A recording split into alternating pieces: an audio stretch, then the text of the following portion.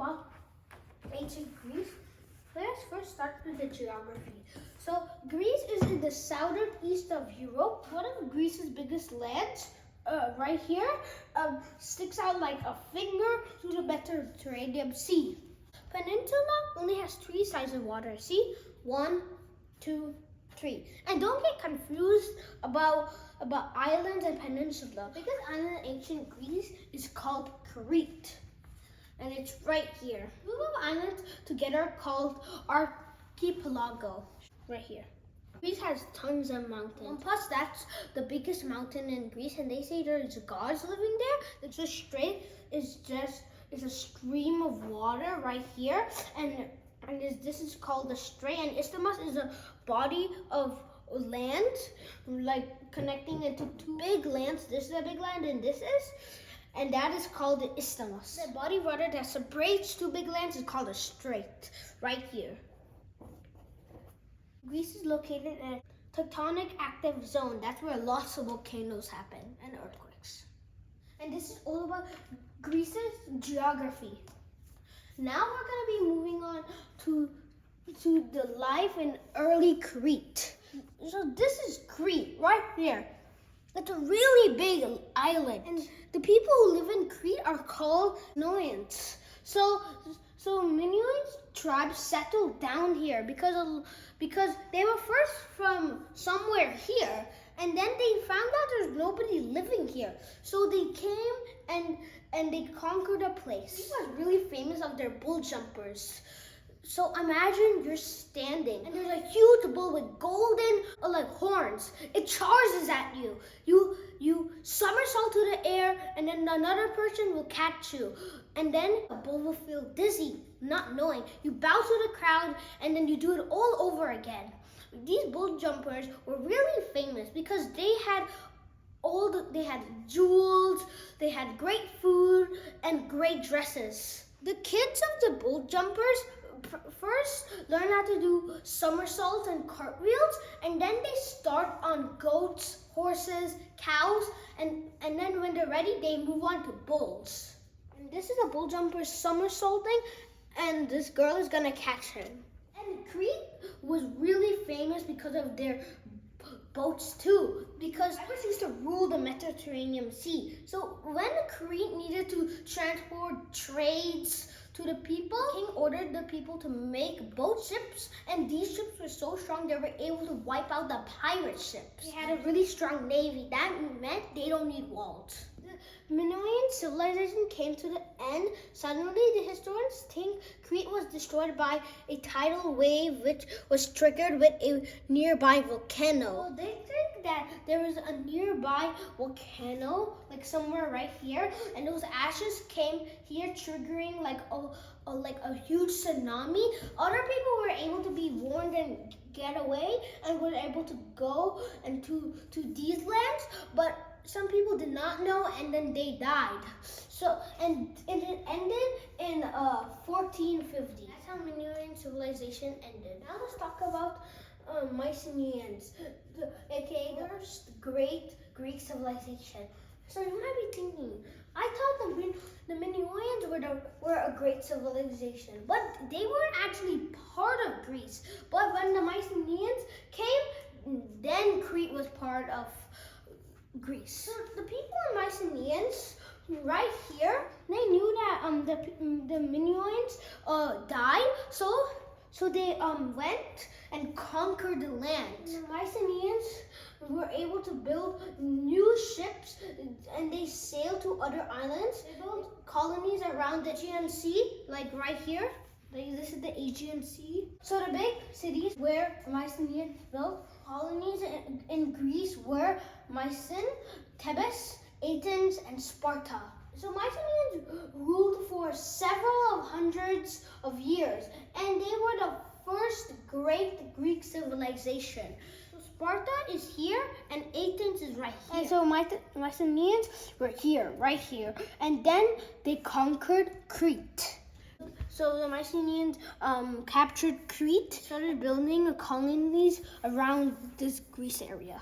1200 BC to 700 BC, it's called the The Greeks' Dark Ages. Something really bad happened to Greece. Barbarians from the north of Greece came, aka the Dorians and the Sea People, burned and destroyed the Greek cities. So the Dorians are the people on land, Sea People are the people on the water and the coast of the Asian Sea. They teamed up and burned all the Greek cities, and they did not know how to read or write. And they were able to do this because they were able to make iron tools, way stronger than the Greeks' bronze tools. We do not know much records of them. The only record we knew is about how they destroyed the cities and tools. When they conquered Greece, they slowly started to settle in Greece, but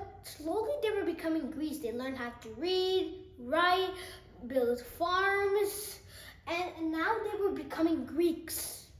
So in 800 BC, Greek gets civilized again, and this is the beginning. This is when the Greek civilization starts. Right. The Mycenaeans are gone. The barbarians, Dorians, and Sea People lived in Greece for hundreds of years. They slowly became civilized, learned how to read, write, and so no more wandering, settling in villages, learning to farm and fish, enjoying sports like wrestling, love dancing. They became Greeks. And these are all the things that Greeks liked, and now barbarians like them. So they learned how to read, write, inventing their own alphabet, Greek letters. Alpha for A, beta. And we don't mean the beta in Hindi, okay? So beta for B, theta for ta. All these English letters came from Greeks. And if your name starts with A to Z, then you should be thanking the Greeks for making these letters. So in 750 BC, Homer, the great Greek writer, so Homer was blind, but he wrote two epic poems, Iliad and Odyssey. His stories has the Trojan War. Homer was a blind person, and he collected stories that his grandparents told him. 776 BC, the Olympic Games started. So the Olympic Games were two cities, Athens and Spartans. They always used to fight, and then suddenly they made peace. So the games began in a part of a religious festival honoring the chief of gods called Zeus. So the Olympics games were started in the city Olympia and named it after Mount Olympus. Olympic Games played every 4 years. They played every 4 years, and only men were allowed to play. But now, in a modern day Olympics, women are also allowed to play. So the prizes were a wreath of olive leaves, but the real prize was, when you win, winners always treated like heroes whenever they win the Olympic Games. So these Olympic Games did like horse riding, javelin, arrow throwing. Those were the Olympic Games.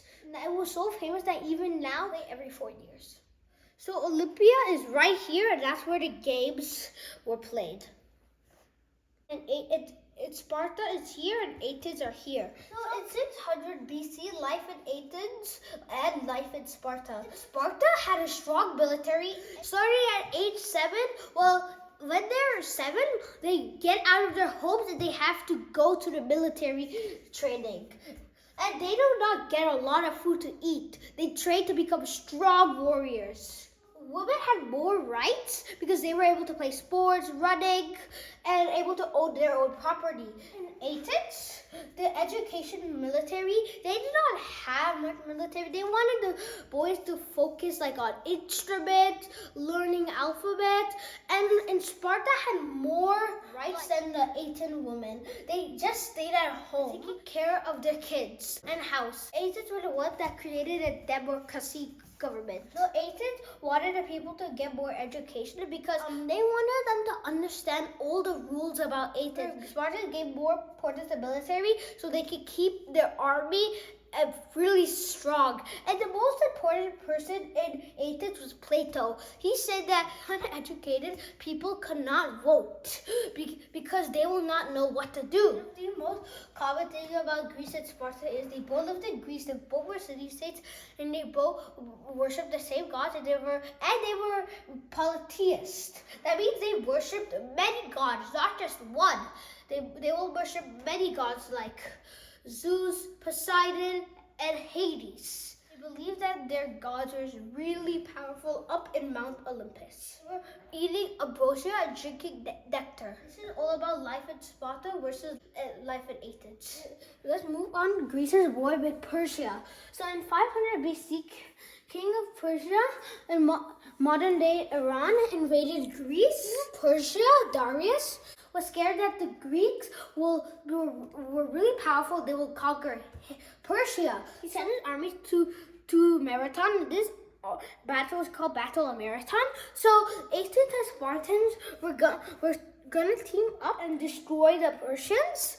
But Spartans had a festival and they could not attend. So Athens had to go to Marathon. And then when the Persians came, they were outnumbered. But the Athens men were able to launch their arrows and shoot at the Persians because the Persians were really unorganized. So that's when the Persians lost. And after the battle, a messenger ran 26 miles from Marathon. He ran all the way to Athens, 26 miles, giving victory news. After giving the victory news, he died by exhaustion. And now people today, marathon races are also covered 26 miles because they wanted to honor the guy who ran 26 miles just to give a victory news. So that's why in today's Olympic Games, they run 26 miles. And this battle in the marathon happened in the year 490 BC. So the next battle happened in Battle of Thermopylae. And Thermopylae is right here. This time Darius came and went right here. He had to go all the way to Europe, Northern Europe, and then go right here to Thermopylae. The Spartans were able to hold it off for 3-4 days. They lost. They were outnumbered, and that's how Persia was able to conquer Greece for a couple of years. But in the next battle, Battle of Salamis, that's when Athens and Spartans came, and the Battle of Salamis happened in Salamis. So Spartans came from here to Salamis, and Athens came from here to Salamis. So they both teamed up to defeat the Persians, and this is not where Darius came. Xerxes came. This is Darius' son, and then they sent the Persians out. Then they won. And these are the three main battles happened. Greece and Persia. In 431 BC to 404 BC, Peloponnese War, Athens versus Sparta. After the defeat of Persian, Greeks focused and became famous of their architect, but building enormous buildings from marble, built temples for goddesses of war, Athena. But then the Spartans marched towards Athens to conquer. Athens, instead of running away, they fought back and stayed inside the walls of the city. So Spartans decided to camp outside Athens city wall, and unfortunately a plague broke. That means a disease broke out, and many of Athens' soldiers died. And one Athenian just changed sides and made deals with Spartans and led them into an Athenian secret passage because the main chief died, and he said, "Come on guys, let's just go and fight." And then they lost, and a lot of people started cursing on him. He felt really bad, and that's why he changed sides to get the revenge on the people who cursed him. And then he helped the Spartans. Finally, the Spartans captured Athens, and then the Spartans became the strongest city in Greece. And after many of years of battle, Greece no longer had strong men. Now anyone all over the world can defeat them. They did not have strong men to defend themselves from invaders. 338 BC, King Philip II from Macedonia. King Philip II from Macedonia noticed Athens and Spartans became weaker after after years of battles. So he came and conquered the Greek city. See, this is Macedonia, and he came down and conquered all the cities. He wanted to take over Asia Minor and Persia, but he was assassinated by one of his generals. So in 336 BC, Alexander the Great, Philip's son Alexander became king at the age of 20. After his father was assassinated, he first conquered Egypt and then went to Mesopotamia. And he attacked Greece's old enemy, the Persians, and he conquered the whole entire Persia. And he had a small army, no navy, and still faced Persian King Darius II and won great victory. So he conquered more lands than anyone. And look, see, he was from Macedonia, and look how much he conquered. He conquered till in this valley. And Egypt is right here. Came here, and then he came to here, then came, and then went back, came to Asia Minor, then Mesopotamia, and then to Persia.